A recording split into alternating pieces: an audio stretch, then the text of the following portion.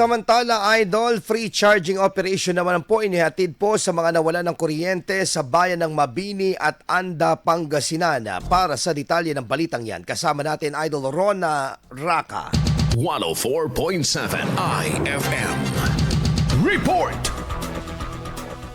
Matinding hamon ang kinakaharap ngayon ng mga residente, lalo na sa bahagi ng Western Pangasinan dahil sa iniwang pinsala ni Bagyong Emong.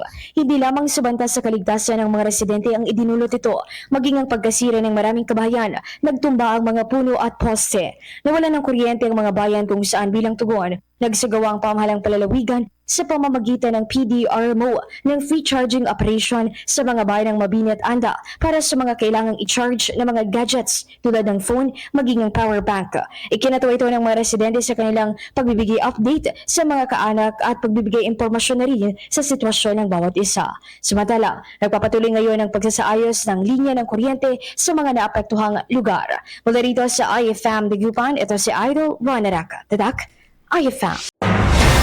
IFM News. IFM News. IFM News.